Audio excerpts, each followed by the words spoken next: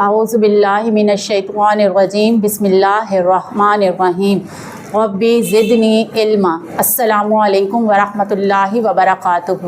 ہمارے مدرسہ صراط مستقیم کی جانب سے باطنی گناہ اور ان کے علاج کی ایک سیریز پیش کی جا رہی ہے، جس میں اب تک ہم 2 ٹاپک حسد اور تکبر کو پیش کر چکے ہیں۔ اب ہمارا تیسرا ٹاپک ریاکاری اسٹارٹ ہے، جس میں اب تک ہم ریاکاری کی تعریف، قرآن و حدیث سے اس کی مذمت، اس کے دنیاوی اور اخروی نقصان کو تفصیلاً بیان کر چکے ہیں۔ آج میں آپ کو بعد محاسبہ اگر ریاکاری کی علامات ظاہر ہوں تو اس کے علاج کی چند صورتیں بیان کروں گی۔ اس پہلو پر بار بار غور کیا جائے کہ آیا جس شے کی قیمت کئی لاکھ مل سکتی ہے اسے فقط کوڑیوں کے مول بیچ دینا اور بعد میں پچھتاوا کرنا کیا دانش مندی قرار دیا جا سکتا ہے؟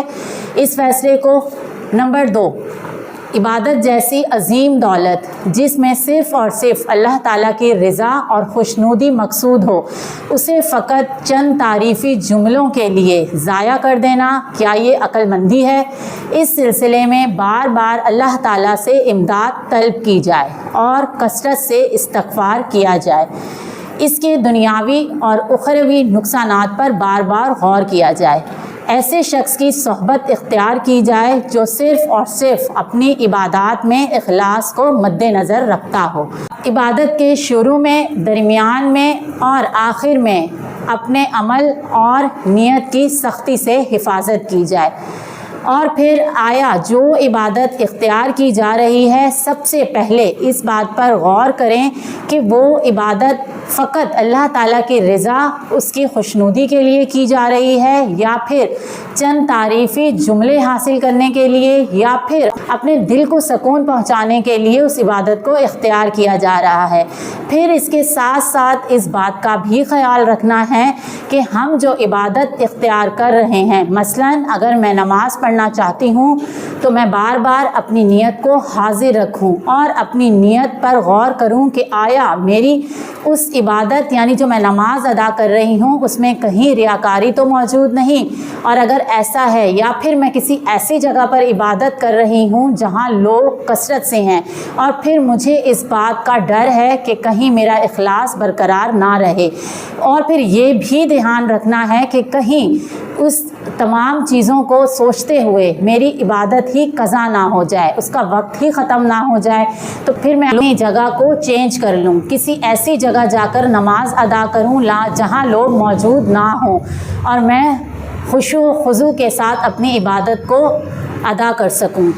اس کے ساتھ ساتھ مجھے دھیان رکھنا ہے کہ کوئی بھی میری عبادت کو بغور نہ دیکھے، زیادہ سے زیادہ اپنی عبادات کو چھپایا جائے، اور لوگ اگر تعریف کریں تو انہیں تعریف کرنے سے منع کیا جائے، اور پھر اپنے دل میں بار بار سختی کے ساتھ اس بات کو دہرائیں کہ ہم جو بھی عبادت کر رہے ہیں وہ فقط اللہ تعالیٰ کی رضا اور اس کی خوشنودی کی خاطر ہے، کیونکہ ایسی عبادت جو صرف اللہ تعالیٰ کی رضا کے لیے ہو اور اس میں ریاکاری کی جھلک بھی موجود نہ ہو تو پھر وہ عبادت اللہ تعالیٰ کو بے حد پسند ہے۔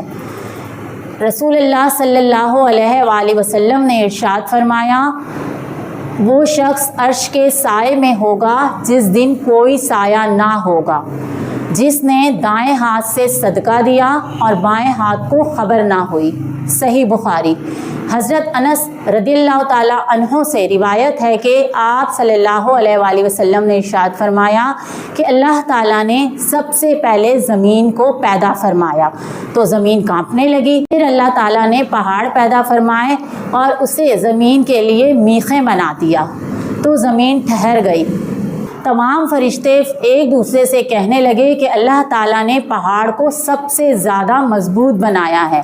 پھر اللہ تعالیٰ نے لوہا پیدا فرمایا، لوہے نے پہاڑ کو توڑ ڈالا۔ پھر اللہ تعالیٰ نے آگ پیدا فرمائی، آگ نے لوہے کو پگھلا ڈالا۔ پھر اللہ تعالیٰ نے پانی پیدا فرمایا، پانی نے آگ کو بجھا دیا۔ پھر اللہ تعالیٰ نے ہوا پیدا فرمائی، ہوا نے پانی کو گدلا کر دیا۔ فرشتے ایک دوسرے سے کہنے لگے کہ اللہ تعالیٰ نے سب سے زیادہ مضبوط شے کون سی بنائی ہے؟ اس سلسلے میں اللہ تعالیٰ سے ہی سوال کیا جائے۔ تمام فرشتے اللہ تعالیٰ کے پاس حاضر ہوئے اور اللہ تعالیٰ سے کہنے لگے، یا اللہ تو نے سب سے زیادہ مضبوط اور سخت شے کون سی پیدا فرمائی ہے؟ تو اللہ تعالیٰ نے فرمایا، میں نے انسان کا دل سب سے زیادہ سخت اور مضبوط بنایا ہے، کیونکہ اگر وہ سیدھے ہاتھ سے صدقہ کرتا ہے اور الٹے ہاتھ کو خبر نہیں ہوتی تو یہ اس کا عمل مجھے بے حد پسند ہے۔ اسی لیے اللہ تعالیٰ نے انسان کے دل کو سب سے زیادہ مضبوط اور سخت قرار دیا۔ اسی طرح ہمیں اخلاص کی نیت کو مد نظر رکھنا چاہیے۔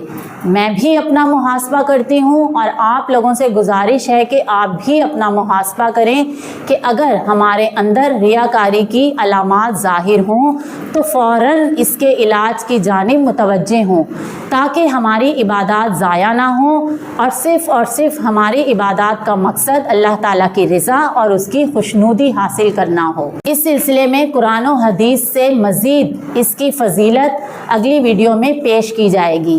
اسے دیکھنے کے لیے ہمارے چینل کو لائک، شیئر اینڈ سبسکرائب کیجیے۔ جزاک اللہ خیرہ۔